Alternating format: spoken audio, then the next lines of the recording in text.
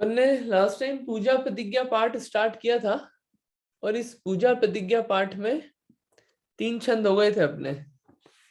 3 छंद के बाद 3 छंद का रिवीजन अपन आखिरी में करेंगे। आज चौथा छंद से अपन देखना चालू करते हैं। चौथा छंद पढ़ते हैं तो इसका मीनिंग अपन देखते हैं।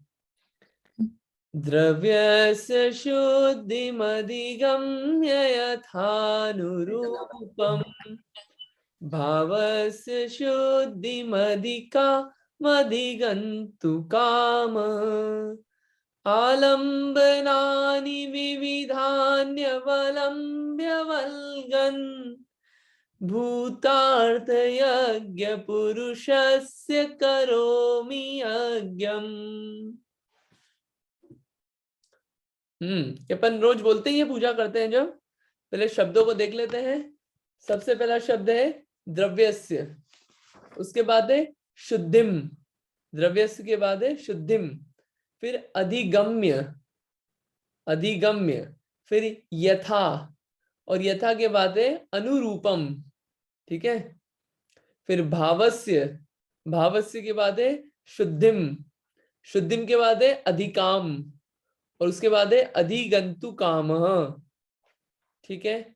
उसके बाद है आलंबनानी, फिर विविधानी, ये जो विविधान्य अवलंब्य है ना, इसको तोड़ेंगे अपन, विविधानी और अवलंब्य, विविधानी और अवलंब्य, फिर है वल्गन शब्द, फिर भूतार्थ यज्ञ पुरुषस्य करोमि यज्ञम।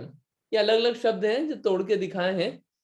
आई होप दिख गए होंगे शब्द। एक बार और पढ़ लेते हैं। विदुषी जी, आप पढ़ के बताओगे 4 लाइन, फिर अर्थ देखते हैं।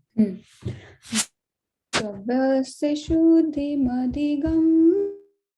यथानुरूपं भावस्य शुद्धिमधिगन्तु काम आलम्बनानि विबुधान्यवलम्ब्य वल्गम् भूतार्थयज्ञ पुरुषस्य करोमि यज्ञम्। ठीक है, बढ़िया बढ़िया। ये जहाँ पे अटक रहे हो ना, वहां पे उसको और पढ़ लेना एक बार और, तो और क्लियर हो जाएगा। बहुत बढ़िया है, ठीक है। तो इसका अर्थ देख लेते हैं। पहला शब्द है द्रव्यस्य शुद्धिम। द्रव्यस्य शुद्धिम क्या होता है? द्रव्य शुद्धि। ये द्रव्य शुद्धि क्या होता है? द्रव्य शुद्धि से क्या समझते हैं अपन? क्या समझते हो आप द्रव्य शुद्धि से? शुद्धियां 2 प्रकार की होती है, द्रव्य शुद्धि और भाव शुद्धि। नीचे भावस्य शुद्धि में, तो द्रव्य शुद्धि और भाव शुद्धि। द्रव्य शुद्धि से क्या समझते हो? मतलब जो अष्ट द्रव्य हम यूज कर रहे हैं वो शुद्ध है। नहीं तो उसका मतलब क्या है द्रव्य शुद्धि? मतलब जो हम द्रव्य यूज कर रहे हैं वो शुद्ध है, मतलब प्रासुक जल से प्रॉपर्ली धुले हुए हैं या। ओके, समझा मैं। ओके, और भावस्य शुद्धि से क्या समझते हो? मतलब मन से, अपने मन से, अपने मन से। मतलब भाव जो है वो हमारे, वो भाव शुद्ध है। अच्छा, भाव शुद्ध है। अच्छा, चलिए अब अपन देखते हैं। देखिए, शुद्धियां 2 प्रकार की होती है, द्रव्य शुद्धि और भाव शुद्धि। यहाँ पे द्रव्य शुद्धि का जो आपने आंसर दिया कि द्रव्य शुद्ध है, अष्ट द्रव्य शुद्ध है, वो तो पार्शियल आंसर हुआ। द्रव्य शुद्धि यानी कि बाहरी शुद्धियां सारी, बाहर की पूरी शुद्धियां। कौन कौन सी बाहर की शुद्धियां? कि स्वच्छ वस्त्र, ये भी द्रव्य शुद्धि हुई ना, बाहर की शुद्धि अपनी। स्वच्छ वस्त्र, पूजन सामग्री प्रासुक है, धुली हुई है, ये शुद्ध है पूजन सामग्री। धोती आदि पहन के आए हम, धोती दुपट्टा जो भी है, ये क्या? ये भी द्रव्य शुद्धि। हाथ पांव धुले हुए हैं हमारे, ये सब क्या है? ये सब द्रव्य शुद्धि। और जो हम शब्द बोल रहे हैं, जो पूजा के शब्द बोल रहे हैं, ये भी शुद्ध उच्चारण कर रहे हैं, ये भी द्रव्य शुद्धि में आया। ये सब द्रव्य शुद्धि में आता है। जो जो बाहर की शुद्धियां है ना, वो सब द्रव्य शुद्धि में आता है। जिस जगह पे अपन पूजा कर रहे हैं वो जगह भी बिल्कुल साफ है, क्लीन है, वो भी द्रव्य शुद्धि। वहां पे बिल्कुल उसको साफ देख के हम खड़े हुए, ऐसा नहीं गंदा था वहीं पे हो गए। तो द्रव्य से शुद्धि, ये होता है द्रव्य शुद्धि। सिर्फ अष्ट द्रव्य की शुद्धि द्रव्य से शुद्धि नहीं कहलाता है, ठीक है। द्रव्य से शुद्धिम अधिगम्य यथानुरूपम। अधिगम्य, अधिगम्य यानी कि बना करके, बना करके, ठीक है, द्रव्य से शुद्धि बना के, यथानुरूपम। ये यथानुरूपम क्या होता है? यथा अनुरूपम यानी कि जैसा देश काल होगा, जितना हो पाएगा उस हिसाब से, देश काल की मर्यादा के अनुसार, के अनुरूप। अब ये देश काल की मर्यादा के अनुरूप कैसे समझे? यथानुरूपम। एक शब्द ये भी आता है, यथाशक्ति, यथाशक्ति, यथानुरूपम।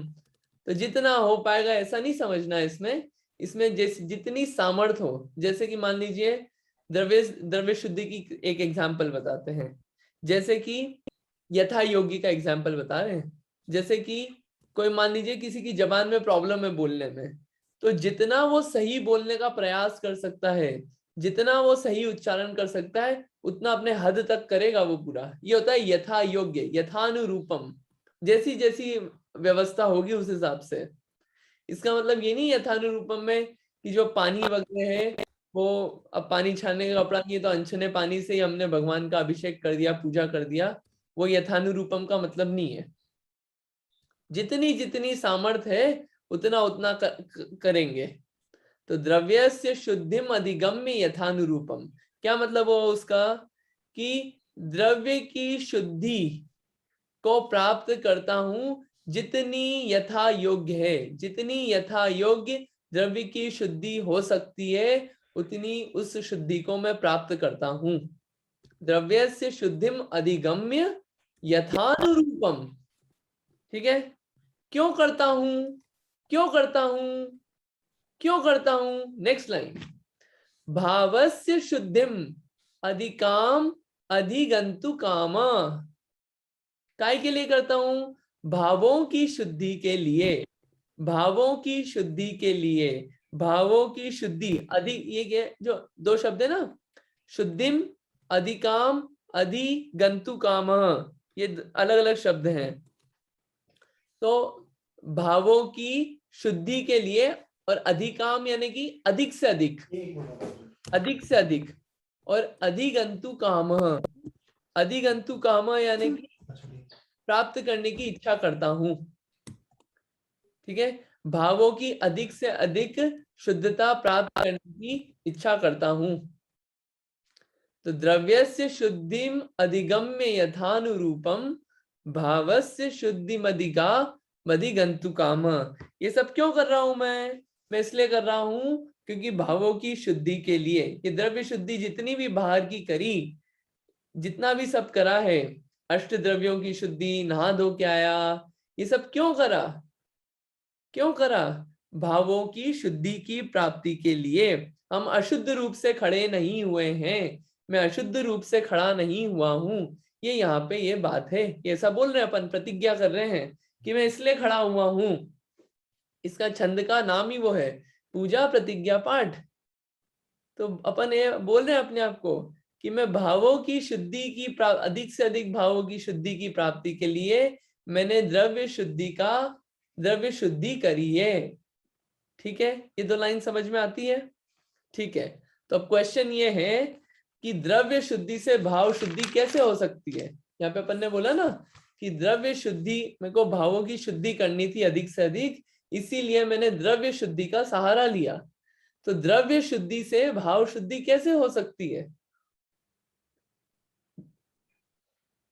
जैसे लोगों के साथ उठते बैठते हैं वैसा हम पे प्रभाव आता है, राइट? तो वैसे ही अगर हम जैसे साफ सुथरे, जैसे साफ रूम में हम हो तो अच्छा अच्छा फील होता है, वैसे ऐसे मतलब इस कंटेक्स्ट से यूज किया है। ठीक है, अच्छा आंसर है, बढ़िया है। और कोई आप लोग कोई और ट्राई करना चाहेंगे?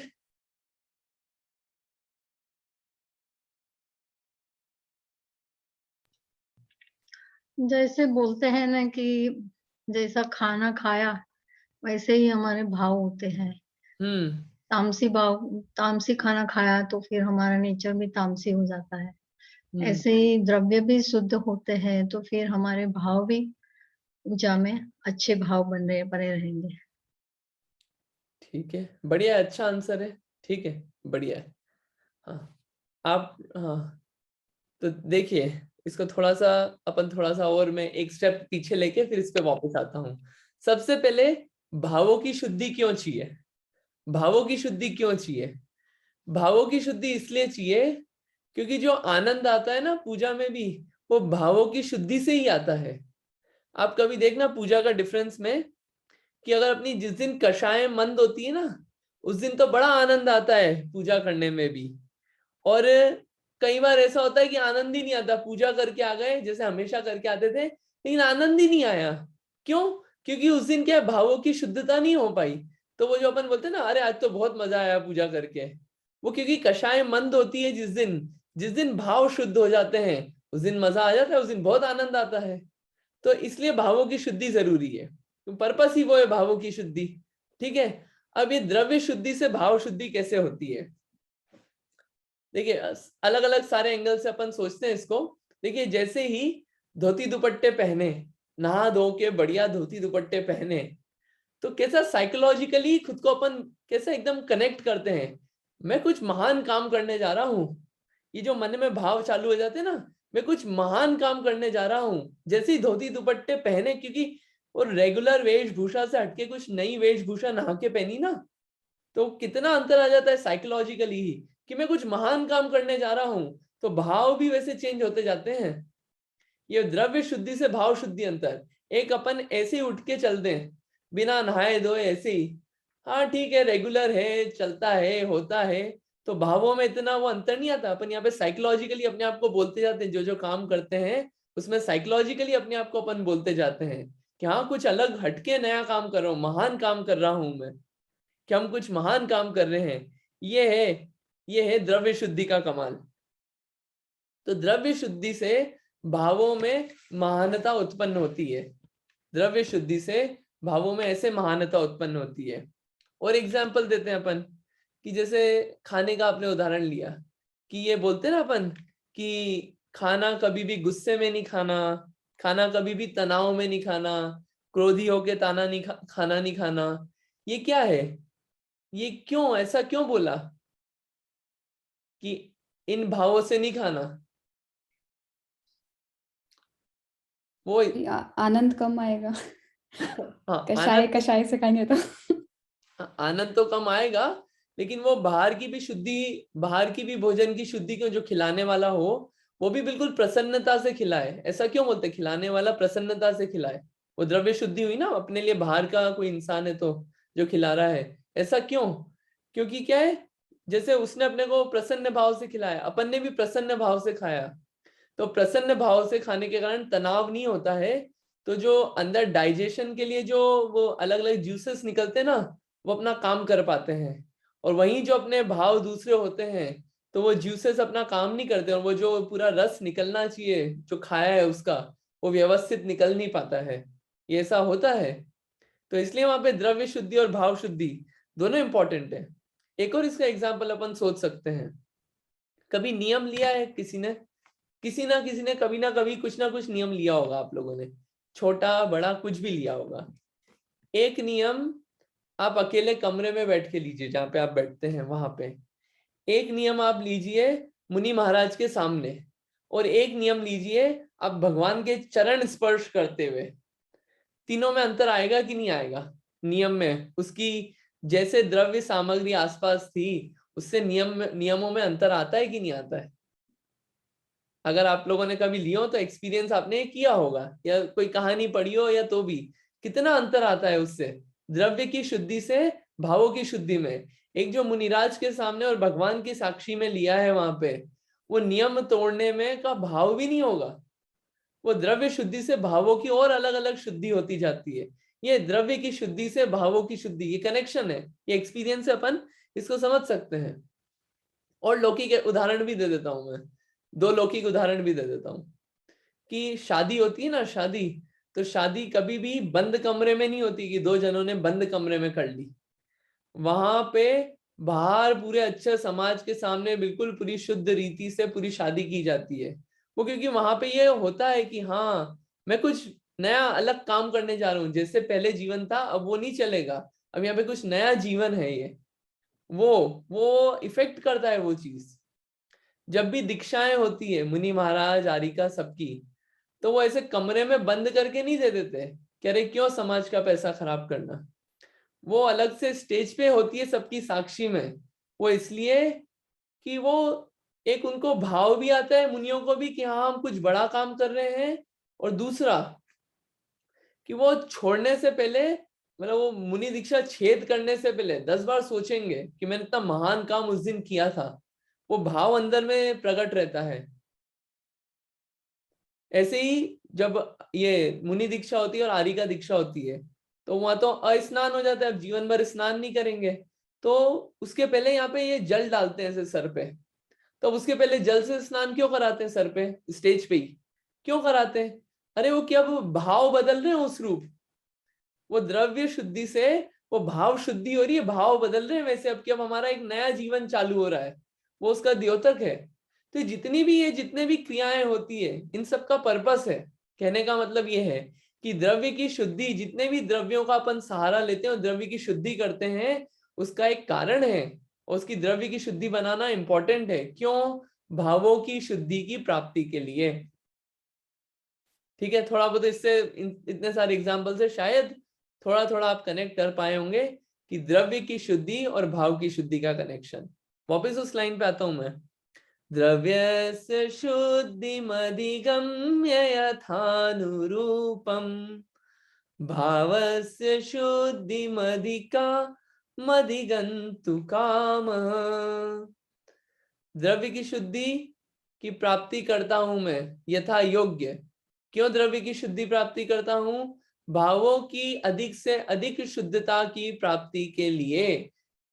और यहाँ पे द्रव्य शुद्धि है, अष्ट द्रव्य भी, जो प्रासुक द्रव्य यूज कर रहा हूं मैं खुद, जो बाहर में वस्त्र आदि धुले हुए पहन के आया हूं, नहा धो के आया हूं, हाथ पांव धुले हुए हैं, और जो शब्द बोल रहा हूं वो शब्द मेरे भी शुद्ध हैं। ये है सब द्रव्य शुद्धि। और भी आप लगा लेना। हाँ बोलिए। हाँ जय जिनेन्द्र, हाँ जी। मेरा क्वेश्चन ये था कि हम अभिषेक करते हैं ना, तो अभिषेक का जल हम प्रासूक जल बना के अभिषेक करते हैं, राइट, भगवान जी का। तो जब तीर्थंकर बालक का जन्म होता है तो उसको पांडुक शिला पे ले जाके सौधर्म इंद्र क्षीर सागर का जल लेके उनका अभिषेक करते हैं, राइट। तो वो क्षीर सागर का जल कैसे प्रासूक हो सकता है? ठीक है, तो मैं उसका आखिरी में आंसर देता हूँ, क्योंकि अभी क्या है, जो सिंक अपना चल रहा है ना इस छंद का, वो थोड़ा सा मिस हो जाएगा, वो लिंक टूट जाएगी। लेकिन इसका आंसर मैं आज ही कर दूंगा एंड में, मेरे को याद रहेगा। ओके, हाँ, थैंक यू क्वेश्चन के लिए, मैंने लिख लिया है। ठीक है। तो अब आगे क्या है? अब इन द्रव्य शुद्धि और भाव शुद्धि के लिए क्या क्या प्रयत्न किए? आलंबनानि विविधान्यवलंब्य वल्गन। आलंबनानि विविधानि अवलंब्य। आलंबनानि क्या होता है? ये आलंबन क्या होता है? आलंबनानि विविधानि, विविध प्रकार के, नाना प्रकार के। नाना प्रकार के क्या किए मैंने? अवलंबन लिए, आलंबन लिए, नाना प्रकार के सहारे लिए। आलंबनानि विविधानि और अवलंब्य, अवलंबन लेकर, विविध प्रकार के आलंबन लेकर। क्या क्या है आलंबन? कोई बता सकता है आलंबन क्या क्या है? आलंबन मतलब सहारा, अलग अलग सहारे लिए मैंने। कौन कौन से सहारे लिए अपन ने? ये भावों की शुद्धि और द्रव्य शुद्धि, ये भाव शुद्धि के लिए अपन ने कौन कौन से सहारे लिए? बाहरी शुद्धि वाले, जैसे वस्त्र, सामग्री, अपना स्वच्छ शरीर, शब्द, स्थान जो भी हमने यूज किया। हाँ, ये तो द्रव्य की शुद्धि हो गई। लेकिन आलंबन क्या क्या लिए अपन ने? ये तो आलंबन लिए ही जो आपने बताया, बराबर है वो, उसमें कोई गलत नहीं है। देखिए और कौन कौन से हैं। ये अपन ने सहारा क्या क्या लिया? प्रतिमा का, ये भी आलंबन है, सहारा लिया है अपन ने। सिर्फ इसलिए थोड़ी कि प्रतिमा है प्रतिमा है प्रतिमा है, पर्पस है उसका भी। भावों की शुद्धि के लिए हमने सहारा लिया है प्रतिमा का, वरना बिना प्रतिमा के भी कर सकते थे। नहीं, उसमें हमारा काम नहीं हो रहा था, इसलिए आलंबन लेना पड़ा हमको। ये मंदिर, पूरा मंदिर जो है, ये पूरा मंदिर, वरना प्रतिमा को ऐसे ही रख देते हम, इतना पूरा बनाने की क्या जरूरत है, इसे खुले में रख देते, इतना खर्चा क्यों करना है। नहीं, उसका पर्पस है, वो भावों की शुद्धि में हमको मदद करता है। ये आलंबन है ये सब। और ये पूजा जो हम कर रहे हैं, ये पूजा के जो शब्द बोल रहे हैं, ये क्या है, इतना बोलने की क्या जरूरत, हमारे ऐसे चुपचाप बैठे रहते हैं हम, क्या जरूरत है बोलने की। ये आलंबन है भावों की शुद्धि के लिए। ऐसे बिना बोले हमारी शुद्धता नहीं बन पा रही थी, हमारे भावों की शुद्धि, वो पर्पस है उस चीज का, भावों की शुद्धि के लिए हमने आलंबन लिया है। और समूह में हम अकेले भी कर सकते थे, अकेले में हमारी भावों की शुद्धि नहीं हो पाती है, हमसे नहीं हो पाता अकेले में, तो हमने कोई बात नहीं, हमने एक समूह इकट्ठा कर लिया, 2-4 लोग इकट्ठे कर लिए। क्यों? भावों की शुद्धि के लिए, कि चलो हम 4-5 लोग मिलके करेंगे तो मन बना रहेगा पूजा में और भाव विशुद्धता को प्राप्त होंगे। ये आलंबन है, साथ के लोग भी, ये आलंबन है, ये सब भी। इकाई के लिए लिए ये सब आलंबन, भावों की शुद्धि के लिए। और क्या लिया हमने, बढ़िया पूजा के वक्त बढ़िया भक्ति कर रहे हैं, बढ़िया नृत्य कर रहे हैं, ये सब क्या है, ये भी आलंबन है। काय के लिए आलंबन है, ये सब भी क्यों कर रहे हैं, भावों की शुद्धि के लिए। बढ़िया तबला मंगवाया, केसियो मंगवाया कि बढ़िया अच्छे से संगीत के साथ करेंगे। क्यों? वो संगीत में रुचि है इसलिए नहीं, भावों की शुद्धि उसका पर्पस है। आलंबन क्यों लिए, भावस्य शुद्धिम, भावों की शुद्धि के लिए ये सब आलंबन लिए। ये यहाँ पे ये इतनी सब, ये अपन ही खुद में प्रतिज्ञा कर रहे हैं ऐसी कि हे भगवान, ये मैं आलंबन ले रहा हूं। क्यों? ये इतने विविध प्रकार के आलंबन लिए भावों की शुद्धि के लिए। यहाँ पे ये बात समझ में आई होगी कि ये इतने सारे आलंबन क्यों लिए। इतने सारे आलंबन अपन ने इसलिए लिए कि अपना मन जो है वो क्या है, अकेले में करते हैं तो नीरस सा होता है, एकदम इतना मन नहीं लगता। बिना कोई हम द्रव्य सामग्री के करते हैं तो एकदम मन नहीं लगता। बिना भगवान की मूर्ति के हम करते हैं तो मन नहीं लगता। बिना शब्द बोले करते हैं तो मन नहीं लगता, नीरस हो जाता है, नीरस नीरस जैसा लगता है। कोई बात नहीं, उनका आलंबन ले लिया हमने, कोई प्रयोजन है, उसका प्रयोजन क्या है, भावों की शुद्धि। ये बिल्कुल ख्याल में, इतने आलंबन लेने का पर्पस क्या है, भावों की शुद्धि। जितने भी आलंबन है सब काय के लिए, भावों की शुद्धि के लिए। एक एग्जाम्पल इसके लिए, खाना क्यों खाते अपन, भोजन करने का प्रयोजन क्या, पेट भरना। भोजन का प्रयोजन क्या है, पेट भरना। अब उस प्रयोजन पे ध्यान नहीं हो और सिर्फ खाते जाएं खाते जाएं खाते जाएं खाते जाएं, तो क्या होगा, पेट की 12 बज जाएगी, पेट खराब होगा, मतलब कोई विशेष फायदा नहीं होने वाला उससे। खा तो लेंगे अपन लेकिन कोई विशेष फायदा नहीं होगा। ऐसे ही कि अपन नृत्य संगीत भी है, नृत्य संगीत खूब करते जाएं खूब करते जाएं और पूरा ध्यान नृत्य संगीत पे ही रहे, तो वो जो मेन जो पर्पस था भावों की शुद्धि, वो काम नहीं हो पाएगा। पुण्य तो होएगा, पुण्य की मना नहीं कर रहे, पुण्य होगा, लेकिन जो पर्पस था वो मेन पर्पस फुलफिल नहीं होगा पूजा करने का। पुण्य इकट्ठा करना मेन पर्पस नहीं है पूजा का, वो आगे आखिरी लाइन में आएगा।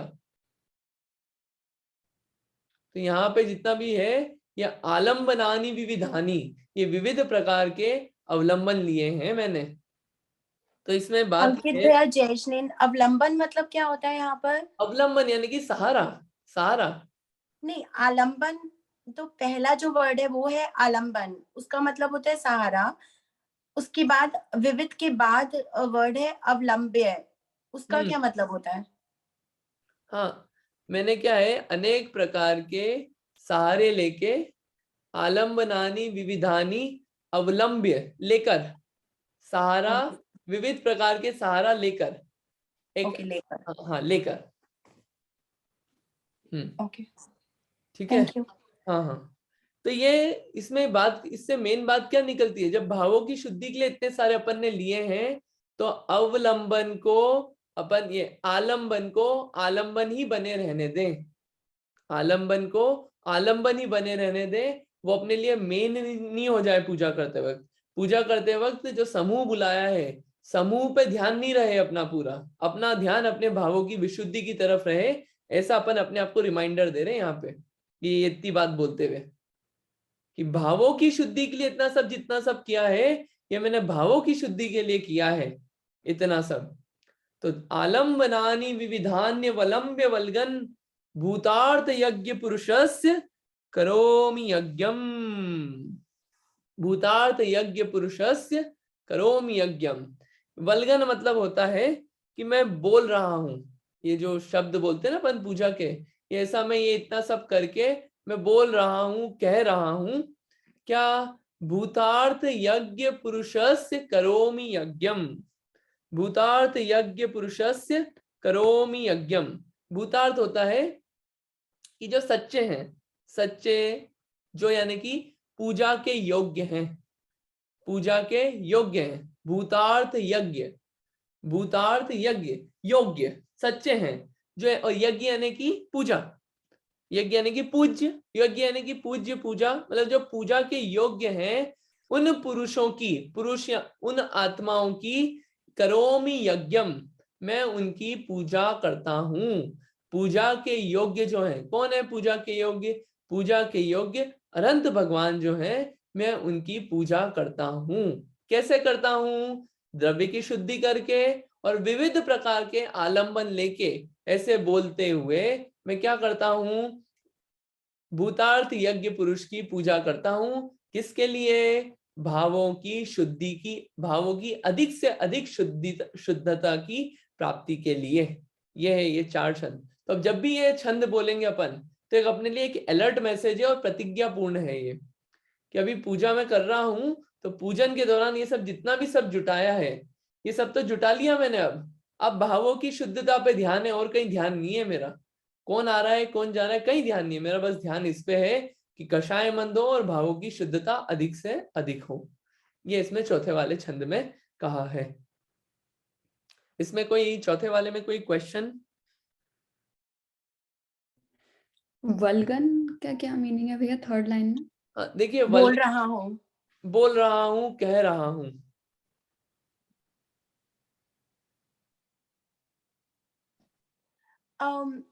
अंकित भैया शुद्धि मधिगम्य, मधिगम्य का क्या मतलब होता है? देखिए ये जो शब्द है ना, ये द्रव्यस्य शुद्धिम और अधिगम्य है। ये मधिगम्य नहीं है, अधिगम्य है। शुद्धिम ओके, और अधिगम्य। तो शुद्धिम यानी कि शुद्धि को, शुद्धि की, और ये अधिगम्य यानी कि प्राप्त करके या बना करके, द्रव्य की शुद्धि प्राप्त करके या बना करके। ओके। ठीक है, और सेम मीनिंग अधिगंतु कामः का भी होगा क्या? वहां पे भावस्य शुद्धिम अधिकाम अधिगंतु कामः। अधिकाम यानी कि और अधिक से अधिक, भावों की अधिक से अधिक शुद्धि के लिए अधिगंतु काम। अधिगंतु काम यानी कि यहाँ पे है ये प्राप्त करने की इच्छा, प्राप्त करने की इच्छा रखता हूँ। अधिक से अधिक भावों की शुद्धि प्राप्त करने की इच्छा रखता हूँ। तो बेसिकली अधिगम्य और अधिगंतु कामः, इन दोनों का मतलब सेम ही है, प्राप्त करने की इच्छा रखता हूँ। हाँ, ये क्या है, धातुएं अलग अलग है बस संस्कृत की, बाकी वो शब्द, मूल शब्द वही है। Okay, thank you. ठीक है, ये फोर्थ वाला क्लियर हुआ, तो अपन फिर फिफ्थ पे चलते हैं। फोर्थ में कोई क्वेश्चन हो तो आप पूछ लीजिए, नहीं तो मैं पूछ लेता हूँ क्वेश्चन।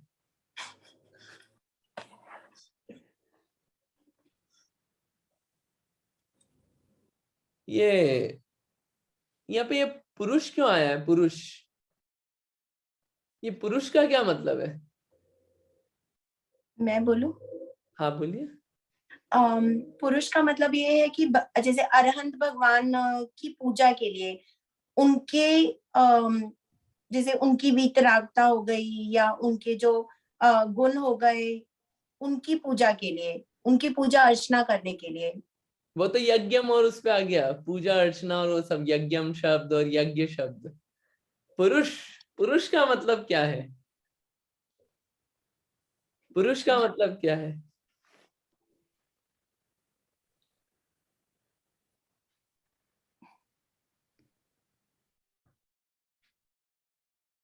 हाँ बोलिए, कोई और? जो पूजा के योग्य पुरुष हैं, मतलब सिर्फ पुरुष का मीनिंग पुरुष में भी जो श्रेष्ठ हैं, पुरुष में भी जो श्रेष्ठ हैं। नहीं नहीं नहीं नहीं, वो पुंगव शब्द था, पुरुषस्य। पुरुषार्थ करना, पुरुषार्थ करना, नहीं नहीं नहीं, पुरुषार्थ करना नहीं है। अब अच्छा अटेम्प्ट है, लेकिन पुरुषार्थ करना नहीं है। देखिए जो पुरुष शब्द है ना, रीटा आंटी जी आप ट्राई करेंगे कि मैं बता दूं? मैं बता देता आप हूँ। बता दीजिए प्लीज। हाँ, देखिए पुरुष जो है ना, पुरुष यहाँ पे मतलब मेल फीमेल नहीं है, पहली बात, ये वाला वो वाला नहीं है। पुरुष यानी कि आत्मा, यहाँ पे आत्मा। एक ग्रंथ है पुरुषार्थ सिद्धि उपाय, अमृत चंद्र आचार्य ने लिखा है पुरुषार्थ सिद्धि उपाय, बहुत अच्छा ग्रंथ है, पढ़ने लायक है, पुरुषार्थ सिद्धि उपाय। अब इसमें क्या कोई अलग से ग्रंथ बनेगा कि वो क्या बोलते हैं महिला सिद्धि उपाय? नहीं, यहाँ पे पुरुषार्थ सिद्धि उपाय का मतलब ये है कि आत्मा की सिद्धि का उपाय। पुरुषार्थ सिद्धि उपाय यानी कि आत्मा की सिद्धि का उपाय।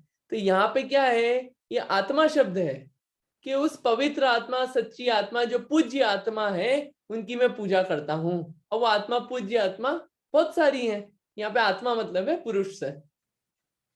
ये क्लियर हुआ ना? यहाँ पे ये ख्याल रखने वाली बात है। ठीक है, आगे चलते हैं अपन। अर्हन् पुराण पुरुषोत्तम पावनानि वस्तूनि न्यूनमखिलान्ययमेक एव अस्मिन् ज्वलब्धिमल केवल बोधवन्नो पुण्यं समग्रमहमेकमना जुहोमि। मैं शब्द तोड़ के बता देता हूँ पहले, फिर आप लोग ट्राई करना एक बार बोलने का। एक बार उच्चारण फिर से करिए। हाँ, मैं एक बार और करता हूँ, पहले शब्द एक एक बता देता हूँ तो और क्लियर होंगे उच्चारण। एक बार मैं और कर देता हूँ। पहला शब्द है ये अरहन, ठीक है। फिर दूसरा है पुराण पुरुष उत्तम। अरहन पुराण पुरुष उत्तम, तो इसको क्या बोलते हैं? पुराण पुरुषोत्तम। पावनानी, ठीक है, ये शब्द तो क्लियर है, सीधे सीधे दिख रहे हैं। अब आता है असली शब्द, ये बहुत बड़ा शब्द है, कितना सारा लिख दिया इसमें। तो देखिए, इसमें पहला शब्द है वस्तुनी। ये जो न्य है ना, न्य, इसमें आधा न इधर ले लो आप, तो वो हो जाता है वस्तुनी, ठीक है। और उधर है अनुनम। वस्तुनी और अनुनम, तो ई और अ मिलते हैं, वो जो वस्तुनी और अनुनम मिलते हैं तो वस्तुन न्यूनम हो जाता है वो, ठीक है। तो वस्तुनी और अनुनम, इतना क्लियर है। फिर आगे शब्द है अखिलानी। ये जो ये ना लान्य, तो इसमें आप ये इधर तोड़ दो इसको, तो अखिलानी। फिर एक शब्द आता है अयम, और फिर एक, ठीक है, बहुत सारे शब्द निकल गए। वस्तुनी, अनुनम, अखिलानी, अयम और एक, ठीक है, सारे शब्द आ गए इसमें। फिर एव। फिर आता है शब्द अस्मिन ज्वलद विमल। अस्मिन, अस्मिन न के नीचे रेफ, अस्मिन ज्वलद द के नीचे रेफ, अस्मिन ज्वलद विमल, विमल शब्द है उसके बाद। फिर केवल बोध वन्नव, वन्नव। फिर पुण्यम समग्रम, ये समग्र, ये जो बड़ा शब्द है इसको भी तोड़ रहे हैं। समग्रम अहम एक मना, समग्रम अहम एक मना, ठीक है। या फिर अहम एक मना, एक मना शब्द ज्यादा पकड़ में आ जाएगा, एक मना। पुण्यम समग्रम अहम एक मना, और फिर जू होमी। ये शब्द पकड़ में आ गए होंगे अलग अलग, फिर अपन अर्थ कर लेंगे एक बार और। मैं, आप पहले कोई ट्राई करेंगे, फिर नहीं तो मैं वापस एक बार और गा दूंगा। विदुषी दी ट्राई करोगे? नो बोल सकते हो हाँ आप। जी। हाँ हाँ, आप नेक्स्ट पेज करोगे।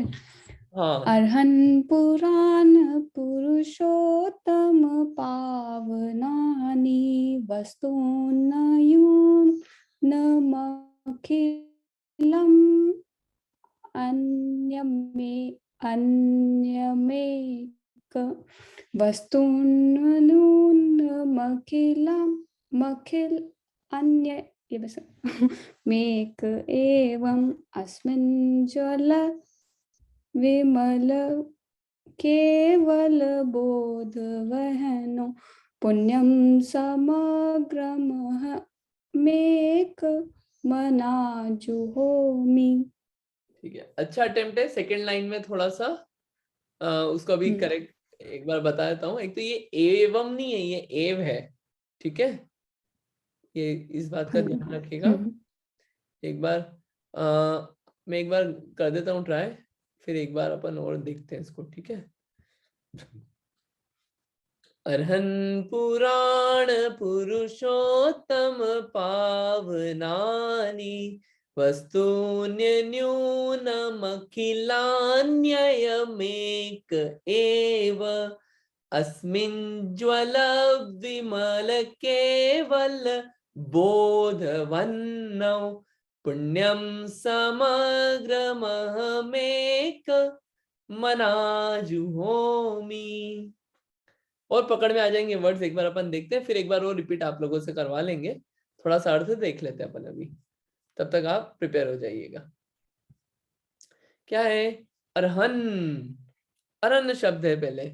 तो ये वो क्या है? ये वो है जैसे अपन हे देवदत्त संबोधन करते हैं ना, जैसे हे अरहंत, अरहन, हे अरहंत। ठीक है, हे अरिहंत भगवान। फिर है पुराण पुरुषोत्तम। पुराण मतलब देखिए, पुराण के अलग अलग मतलब होते हैं। पुराण का मतलब प्राचीन भी होता है, पुराना। पुराण का मतलब महान भी होता है, महान। ये महान लोगों के लोग ही होते हैं पुराण में। और एक जो इंपॉर्टेंट शब्द होता है प्रामाणिक, प्रामाणिक कि सच्चे। ये अलग अलग मीनिंग होते हैं पुराण के, सब लगभग एक ही तरफ लेके जाते हैं। हे अनंत भगवान, पुराण पुरुषोत्तम। तो एक तो पुराण और पुरुषोत्तम। पुरुषोत्तम सभी आत्माओं में उत्तम। पुरुषोत्तम लिखा ना, पुरुष का मीनिंग ऊपर बताया था। पुरुष यहाँ पे क्या? आत्मा। आत्माओं में उत्तम। क्यों आत्माओं में उत्तम, श्रेष्ठ क्यों है? क्योंकि दोष बिल्कुल भी नहीं है, इसलिए यहाँ पे बोला पुरुषोत्तम। दोष नहीं है, इसके लिए इनको बोला पुरुषोत्तम। ठीक है। तो हे अरहंत भगवान, सबसे पहले हे अरहंत भगवान, हे पुराण पुरुषोत्तम, हे सभी आत्माओं में उत्तम, हे प्रामाणिक, हे सच्चे, हे पवित्र, सभी आत्माओं में उत्तम। ठीक है, ये संबोधन वाचक है दोनों। पावनानी को अपन कनेक्ट करेंगे अभी अपन सारा। पहले अपन आगे चलते हैं। ये जो सेकंड लाइन है ना, इसको थोड़ा क्लियर करते हैं, फिर कनेक्ट होगा। वस्तुनी, वस्तुनी मतलब क्या होता है? वस्तुएं। वस्तुनी यानी कि वस्तुएं। ठीक है, पहला वर्ड था वस्तुनी। दूसरा शब्द क्या था अंजू दीदी वस्तुनी के बाद? अनुनम। अनुनम। हाँ, अनुनम। अनुनम यानी कि इन। अनुनम यानी कि इन। तो वस्तुनी, अनुनम। फिर अखिलानी। अखिलानी। हाँ, अखिलानी। अखिलानी यानी कि अपन बोलते हैं ना अखिल विश्व। अखिल विश्व, अखिल विश्व मतलब समस्त विश्व। तो अखिलानी यानी कि समस्त। ठीक है, अखिलानी यानी कि समस्त। अयम। अयम, अयम यानी कि यह। अयम यानी कि यह मैं। यहाँ पे ये जो यह है ना, यह मैं आता है ऐसा संबोधन यहाँ पे। यह मैं, ये खुद के लिए होता है ऐसा संबोधन, यह मैं। ठीक है, अखिलानी अयम। और एक, एक यानी कि एक सिंगल। ठीक है, यह मैं एक, अयम एक, यह मैं एक। ठीक है, एव, एव यानी कि ही। ठीक है, ये वर्ड थोड़े से क्लियर हुए, बहुत सारे वर्ड से, इसलिए मैं इसको थोड़ा क्लियर करना चाहता था पहले। तो ये दो लाइनों में, और पावनानी यानी कि पवित्र, दो लाइनों को थोड़ा कनेक्ट करते हैं, फिर अपन थोड़ा आगे चलेंगे। तो हे पुराण पुरुषोत्तम, हे अरिहंत भगवान, यह जो मैं एक हूं, यह जो मैं एक हूं, यह जो मैं एक ही हूं, क्या कर रहा हूं? इस पूजा की प्रतिज्ञा कर रहा हूं। कैसे? समस्त पावन वस्तुओं को लेकर, इस विश्व में जितनी भी समस्त पावन वस्तुएं हो सकती थी उनको लेकर उपस्थित हुआ हूं। कौन कौन सी वो पावन वस्तुएं लेके उपस्थित हुआ हूं? कौन कौन सी वस्तुएं लेके उपस्थित हुआ हूं? हाँ जी रीटा आंटी जी बताइए, कौन कौन सी वस्तुएं लेके उपस्थित हुआ हूं?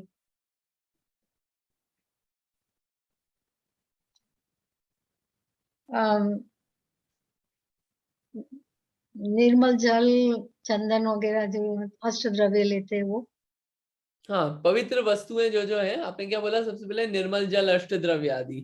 ठीक है। हाँ, हाँ, ये यहाँ पे पावनानी जो है ना, वो है पाप से रहित, पाप से रहित प्रासुक द्रव्य आदि लेके उपस्थित हुआ हूँ। और क्या पावन वस्तुएं लेके आया हूं मैं? और क्या पावन वस्तुएं लेके आया हूँ? अपने मन की शुद्धि। हाँ, मन की शुद्धि, वचनों की शुद्धि, काय की शुद्धि।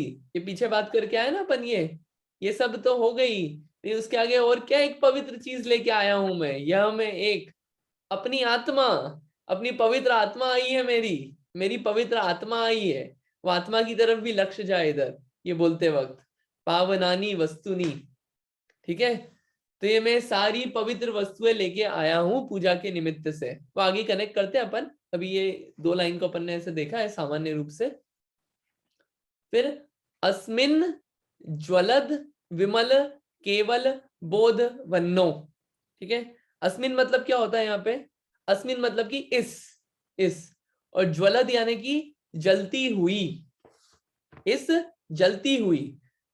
और ये शब्द है विमल, विमल यानी कि मल रहित, कोई मल नहीं बचा उसमें, ऐसे विमल, इस जलती हुई विमल। किसमें? वन्नों में, वन्नों में, वन्नो यानी कि अग्नि। ठीक है, इस जलती हुई विमल अग्नि में। अब वो अग्नि कैसी है? केवल बोध को अग्नि बोला है, केवल बोध को अग्नि बोला है।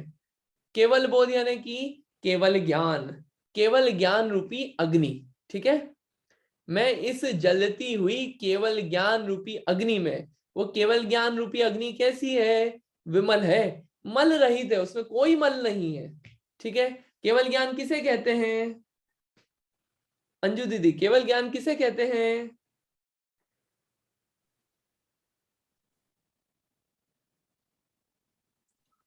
केवल ज्ञान मतलब जब हम सब अपने कर्मों का नाश कर देते हैं और हमें सर्वज्ञ ज्ञान हो जाता है, उसको केवल ज्ञान बोलते हैं। ठीक है, आपने शब्द यूज कर लिए। थोड़ा और क्लैरिटी से और कोई बताना चाहेगा केवल ज्ञान किसे कहते हैं?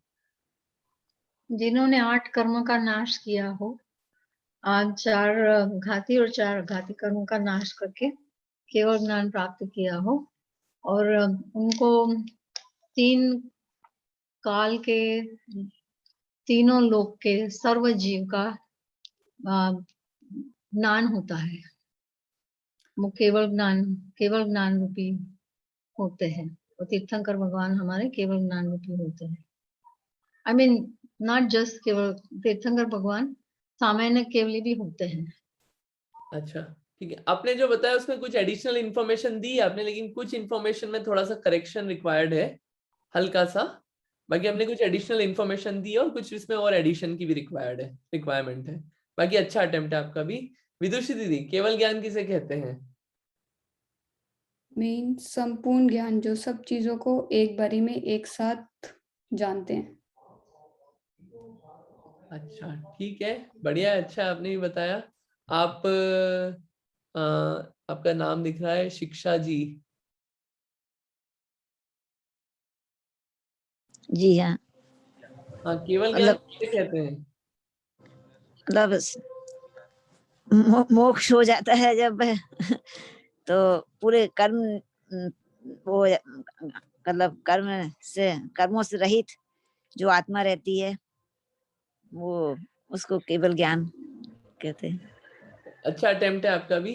देखिए, इसमें एक करेक्शन रीता आंटी जी और शिक्षा जी आपके इसमें, कि सारे कर्म से रहित होने की आवश्यकता नहीं है केवल ज्ञान के लिए। 4 कर्म चले जाते हैं, अरहंत बन गए तो केवल ज्ञान प्राप्त हो जाता है। और मोक्ष होना यानी कि सिद्ध अवस्था प्राप्त होना, मोक्ष कल्याणक यानी कि सिद्ध अवस्था प्राप्त होना, और केवल ज्ञान होना यानी कि अरहंत अवस्था प्राप्त होना। ये थोड़ा क्लैरिटी। तो 8 कर्मों का नाश जरूरी नहीं है केवल ज्ञान के लिए। 4 कर्म चले गए, जिसमें एक है ज्ञानावरणी कर्म, तो वो आपको केवल ज्ञान हो जाता है। ठीक है, एक क्लैरिटी इसमें करेक्शन देना था। और दूसरा कि आपने जो बोला रीटा आंटी जी, कि वो सिर्फ जीव को नहीं जानते, सारे पदार्थों को जान लेते हैं, सिर्फ जीव नहीं, सारे पदार्थ। और सर्वज्ञ शब्द आपने सही यूज किया था अंजू दीदी। तो वो क्या है, सर्वज्ञता गुण है, और जिसको वो गुण प्रकट हो जाता है उसे बोलते हैं सर्वज्ञ। तो सर्वज्ञ उसे कहते हैं, या केवल ज्ञान उसे कहते हैं, केवल ज्ञान उसे कहते हैं जो 3 काल की, कौन कौन से 3 काल, भूत, भविष्य और वर्तमान, ठीक है, भूत भविष्य वर्तमान की 3 काल की, और तीनों लोकों की, 3 लोक में सारे पदार्थ आ गए। दुनिया में जितने भी पदार्थ हैं, 6 जाति से पदार्थ अपन ने होते हैं, उसकी बात नहीं की अपन ने कभी।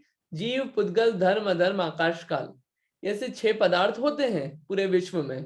तो ऊर्ध्व, मध्य, अधो, तीनों लोक और तीनों काल की सारी पर्यायों को एक साथ जानते हैं और एक समय में जानते हैं, उसे कहते हैं केवल ज्ञान।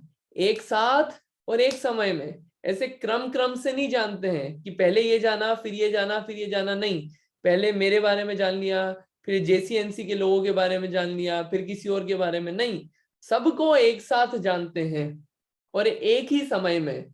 और जो पर्याय नहीं भी हुई है कि आगे 100 भव बाद मैं क्या बनूंगा, तो वो भी अभी जानते हैं, हर समय जान रहे हैं। ऐसे अनंत भवों का भी जान रहे हैं, हर जीव का हर समय में। वो है केवल ज्ञान, ठीक है। तो वो हर समय जानने का जो होता है वो होता है केवल ज्ञान। ऐसा ज्ञान जो 3 लोक और 3 काल की सभी पर्यायों को एक साथ एक समय में जानता है, उसे कहते हैं केवल ज्ञान। और जिसको केवल ज्ञान होता है वो कहलाते हैं सर्वज्ञ, ठीक है। ये है डेफिनेशन केवल ज्ञान की। आई होप थोड़ी सी क्लियर हो गई होगी। अस्मिन, फिर जैसे भगवान मोक्ष जाते हैं तो उनको, उनके ज्ञान को अपन क्या बोलते हैं, मतलब सिद्ध को, सिद्ध के ज्ञान को भी केवल ज्ञान ही कहेंगे ना? हाँ, सिद्ध भगवान का ज्ञान भी केवल ज्ञान है, लेकिन सिद्ध बनने के बाद केवल ज्ञान नहीं हुआ, वो अनंत अवस्था में ही केवल ज्ञान हो गया।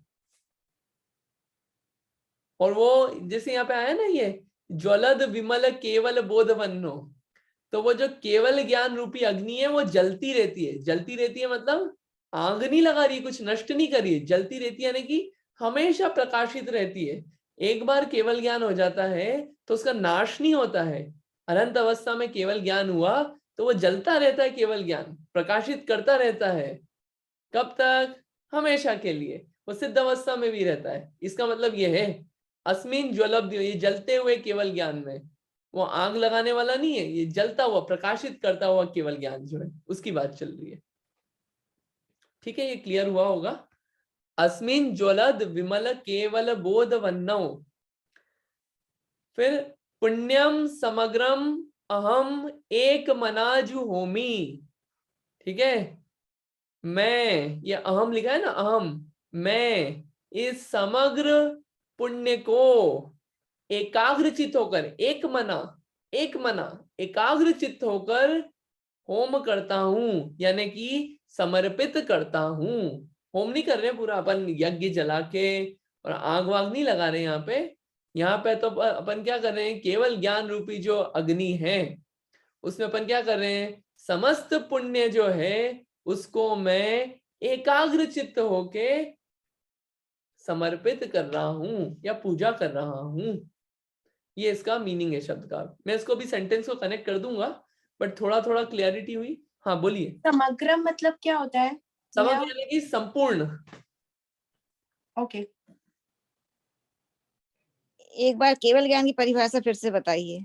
हाँ, केवल ज्ञान, तीनों लोग, हाँ, जो 3 लोक की, तीनों लोकों की और तीनों कालों की सर्व पर्यायों को, सारी पर्यायों को, जो तीनों लोकों की और तीनों कालों की सभी पर्यायों को एक साथ एक समय में जानता है, एक साथ एक समय में जानता है, वह ज्ञान होता है केवल ज्ञान। आप सर्व पदार्थ भूल गए। सर्व पदार्थ, हाँ, सब पदार्थों की सब सब पर्यायों परि, को। सब पर्यायों की, सब सब- पर्यायों की ये सब- पदार्थ एक ही है ना? एक्चुअली नहीं, पदार्थ और पर्याय अलग अलग है। देखिए, इस शब्द को भी जोड़ देना चाहिए। ये जो सब पर्याय हैं, पर्याय किसकी होती है? पदार्थों की। करेक्ट। बट इसको जोड़ देते हैं अपन, इसको भी जोड़ देते हैं और क्लैरिटी होती है इस डेफिनेशन से। बाकी पर्याय जो होती है वो पदार्थों के बिना पर्याय रह ही नहीं सकती। तो सब पदार्थों को उनकी पर्यायों के साथ, सारी पर्यायों को एक साथ एक समय में जानते हैं, उन्हें उस ज्ञान को कहते हैं केवल ज्ञान। Thank you for correcting me about the Arihant भगवान और सिद्ध भगवान के। नहीं अरे मैं तो मतलब रिवीजन हो जाए इसलिए पूछ लेता हूँ मैं। नहीं मैं भूल ही गई, बिल्कुल पता तो था लेकिन भूल गई मैं। हाँ नहीं ठीक है, वो तो कोई बात नहीं। 13वें गुण स्थानक तक होते हैं ना? क्या? 13वें गुण स्थानक अरिहंत भगवान होते हैं ना? 13वें गुण स्थान में अरिहंत भगवान और सिद्ध भगवान। 14 गुण स्थान नहीं 14 नहीं, गुणस्थान से रहित, गुणस्थान ही नहीं होता है। हाँ, बट 14 से जाने के बाद गुणस्थान नहीं रहता है ना उनका। सिद्ध भगवान का कोई गुणस्थान नहीं होता है, 13वां 14वां अरंत अवस्था का है। बट 14th में उनका दूसरे जो 4 कर्म है वो भी खत्म हो जाते हैं ना? खत्म होते हैं, लेकिन वो सिद्ध अवस्था नहीं हुई है। गुणस्थान की अपन बात अलग से कर लेंगे। हाँ ठीक है, इधर फोकस हो जाता है वापस। हाँ ओके।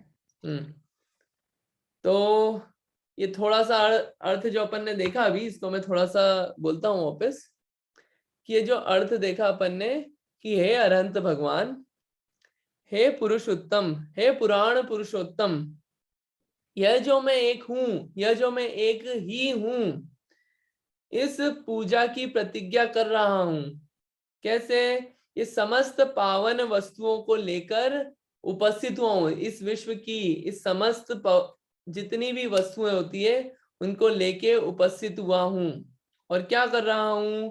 इस जलते हुए, इस प्रकाशित होते हुए केवल ज्ञान रूपी अग्नि में मैं समस्त पुण्य को एकाग्र चित्त होकर एक मन होके समर्पित कर रहा हूं।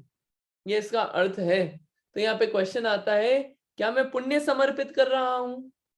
रियली पुण्य चढ़ा रहे हैं अपन? पुण्य समग्रम अहमेक एक मना जुहोमी, क्या अपन पुण्य समर्पित कर रहे हैं? रियली ऐसा है क्या? तो इसको अपन थोड़ा सा देख लेते हैं, अभी जो थोड़ा सा समय है इसको आज कंप्लीट भी करते हैं। आई होप ये अभी तक आप फॉलो कर रहे होंगे, अभी तक का जो जो चल रहा है। बहुत ज्यादा अगर एक्सटेंड हो रहा हो तो आप मुझे बोल देना प्लीज। विदुषी दी क्लियर हो रहा है ना? हाँ भैया एकदम क्लियर। हाँ एकदम क्लियर। ठीक है, मैं कह रहा ऑल क्लियर। हाँ ठीक है। तो पुण्यम समग्रम अहम अहम एक मनाजुहोमी, पुण्य कैसे चढ़ा रहे हैं अपन, पुण्य कैसे समर्पित कर रहे हैं? तो इसको थोड़ा सा समझते हैं अपन कि सबसे पहले अग्नि की बात आई। ये अग्नि में हवन क्यों कर रहे हैं अपन? अग्नि बोला ना, ये इस केवल ज्ञान रूपी अग्नि में हम पुण्य समर्पित कर रहे हैं। तो अग्नि में अग्नि का क्यों लिया? क्योंकि जो शुद्धता मानी जाती है ना, वो अलग अलग चीजों से शुद्धता मानी जाती है। अग्नि की शुद्धता, राख से शुद्धता, पानी से शुद्धता, कोई दंड दे के शुद्धता, अलग अलग तरह से शुद्धता होती है। तो यहाँ पे जो है वो शुद्धता अग्नि से। अपन कोई यज्ञ वगैरह नहीं जला रहे पूजा करते वक्त, हम तो क्या है, वो जो केवल ज्ञान रूपी अग्नि है जो हमेशा जलती रहती है, उस अग्नि की यहाँ पे बात कर रहे हैं। जो केवल ज्ञान अग्नि कभी भी बुझती नहीं है, हमेशा निरंतर जलती रहती है। केवल ज्ञान हमेशा जानना होता रहता है, बिना थकान के भगवान जानते रहते हैं कंटिन्यूअसली सारे पदार्थों को। ऐसी केवल ज्ञान रूपी अग्नि है। तो यहाँ पे ये पूजा करते वक्त हमेशा वो मन में ये रहता है कि भगवान तो दिख ही रहे, भगवान के साथ वो केवल ज्ञान भी दिख रहा है कि भगवान कितने केवल ज्ञानी, वो केवल ज्ञान भी कंटिन्यूअसली दिख रहा है। ठीक है, तो अग्नि की बात हुई पहले। अब अग्नि में क्या डालें? क्या डालें अग्नि में? क्या डालें अग्नि में? विदुषी दी क्या डालें अग्नि में?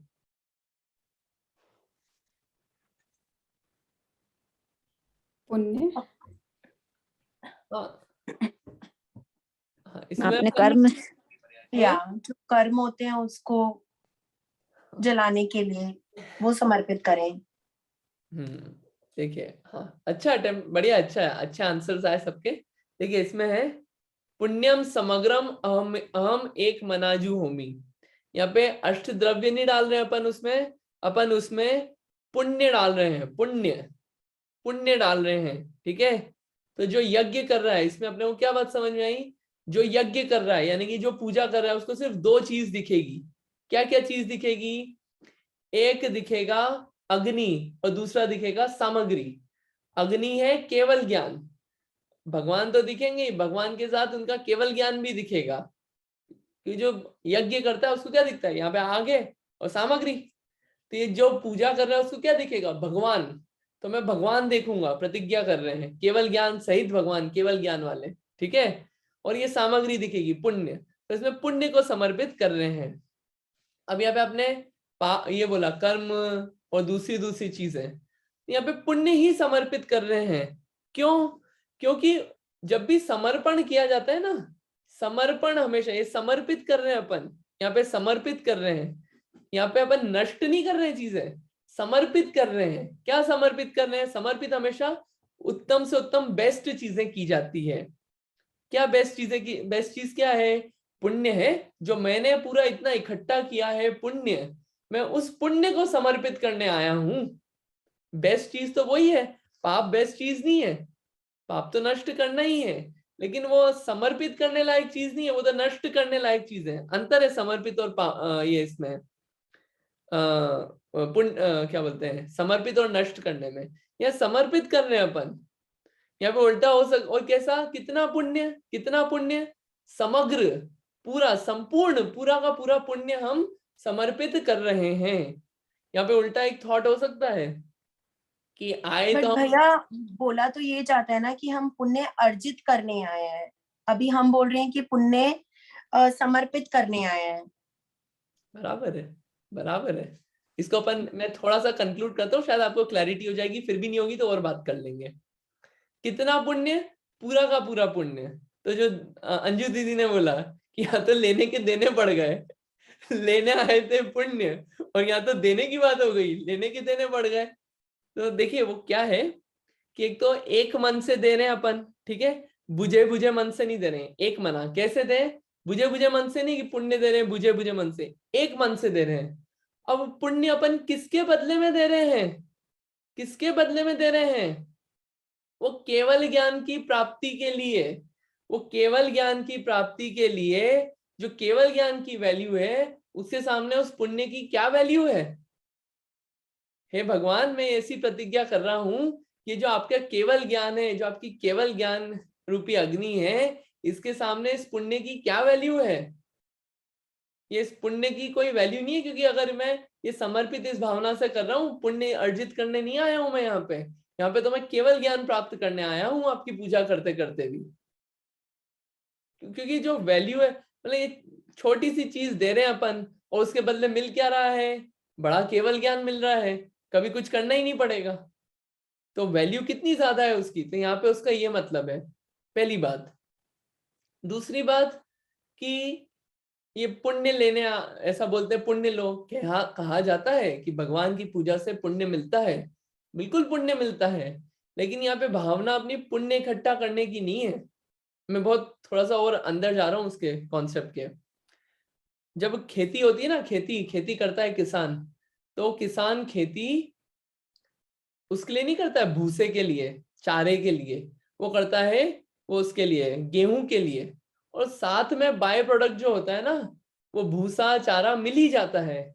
वैसे ही हे भगवान, जो मैं पूजा कर रहा हूँ, मैं पूजा ये पुण्य के लिए नहीं कर रहा हूँ कि मेरे को आसपास की मेरी अच्छी सामग्री मिल जाए, अच्छा घर, लोग मेरे फेवरेबल मिल जाए, इसलिए नहीं कर रहा हूँ। ये तो हो ही जाता है, मैं तो केवल ज्ञान और मोक्ष प्राप्त करने के लिए कर रहा हूँ। ये तो सब बिल्कुल भूसा चारा है, बिल्कुल बाय प्रोडक्ट है, ये तो मिलेगा ही नेचुरली। तो यहाँ पे इसलिए जो फोकस है ना, फोकस कराया जा रहा है कि मैं इस पुण्य को भी इसमें डाल रहा हूं, मेरे को पुण्य नहीं चाहिए, मैं तो केवल ज्ञान प्राप्त करने का इच्छुक हूं। तो आपकी केवल ज्ञान रूपी अग्नि में इस पुण्य को भी लगा दूंगा मैं पूरा, कोई दिक्कत नहीं है। इसका एक अर्थ और ये लिया जा सकता है कि इस पूजन आदि करने के लिए, इस केवल ज्ञान के सामने मैं जो भी उत्तम से उत्तम वस्तुएं मेरे पास है वो लगाने को तैयार हूं। इनफैक्ट मंदिर में भी मुझे कहीं पे लगा कि किसी चीज की आवश्यकता है तो किसी की डिपेंडेंसी पे वेट नहीं करूंगा। मुझे लगा कि यहाँ पे थोड़ा सा क्लीन करना है तो पुजारी का वेट नहीं करूंगा, मैं क्लीन कर दूंगा, मैं झाड़ू लाके खुद कर दूंगा। ये पुण्य की सामग्री जो मेरे पास है, मेरे को लगा कि यहाँ पे कुछ जिनवाणी लाना है तो मैं उसके लिए पुण्य की सामग्री अपनी खर्च कर लूंगा और वो लगा दूंगा जिन धर्म के लिए। ये उस केवल ज्ञान की प्राप्ति के लिए, सब में लक्ष्य क्या है? केवल ज्ञान की प्राप्ति। यहाँ पे ये मतलब है, यहाँ पे पुण्य कमाने नहीं आया हूं मैं। पुण्य तो मिलेगा, मिलेगा, फ्री में मिलेगा, फ्री बिल्कुल। यहाँ पे मेन केवल ज्ञान, जैसा आपका ज्ञान है वैसा मैं प्राप्त करने आया हूं। ठीक है, यहाँ पे इसका ये मतलब था पूरा। और एक मन से, बुझे मन से नहीं, एक मन से, पूरा मन से करने आया हूं। अंजू दी, आपका आंसर मिला थोड़ा बहुत? भैया बिल्कुल क्लियर हो गया, thank you so much. Clear हो गया ना? ठीक है, तो बस अब ओम यज्ञ विधि प्रतिज्ञाए जिन प्रतिमाग्रे पुष्पांजलिम क्षिपामि। अब मैं इस यज्ञ की विधि की प्रतिज्ञा करते हुए, यानी कि इस पूजा की जैसी विधि है उसकी प्रतिज्ञा करते हुए, जिन प्रतिमा अग्रे, जिन प्रतिमा के सामने, पुष्पांजलिम क्षिपामि, ये जो पुष्प है ये क्षिपामि, यानी कि मैं चढ़ाता हूं, मैं चढ़ाता हूं, क्षिपामि। ठीक है, मैं चढ़ा रहा हूं, चढ़ाता हूं। तो यहाँ पे पुष्प चढ़ा दिया, और पुष्प इसलिए चढ़ा दिया यहाँ पे कि अगेन वो सिंबलाइजेशन, ये द्रव्य की क्रिया, ये द्रव्य की क्रिया करी, उधर से भावों में भी वो वैसे भाव बने कि हाँ मैंने यहाँ पे कुछ प्रतिज्ञा की है। बाहर में तो काम किया ही, अंदर में भी वो ऐसे अंदर से पुष्प खिला मेरे मन के अंदर कि हाँ मैं ऐसी प्रतिज्ञा करी मैंने। ठीक है, तो ये इतनी सारी बातें हैं इसमें, ये पूजा प्रतिज्ञा पाठ आज अपन ने आज इतना देखा है। चूंकि टाइम ऊपर हो गया है इसलिए मैं क्वेश्चन नहीं पूछना चाह रहा हूँ ओवर टाइम। तो भैया क्वेश्चन, एक छोटा सा क्वेश्चन था, जैसे अभी हम लोग ये पाठ कर रहे हैं, लेकिन ये तो एक्चुअली में अष्टद्रव्य के साथ मंदिर जी में करना चाहिए। तो अगर किसी वजह से मंदिर जी ना जाना पड़े तो घर में रहते हुए ये पूजा पाठ पढ़ सकते हैं क्या? देखिए एक, हाँ एक मिनट स्क्रीन शेयर थोड़ा वो कर देता हूँ।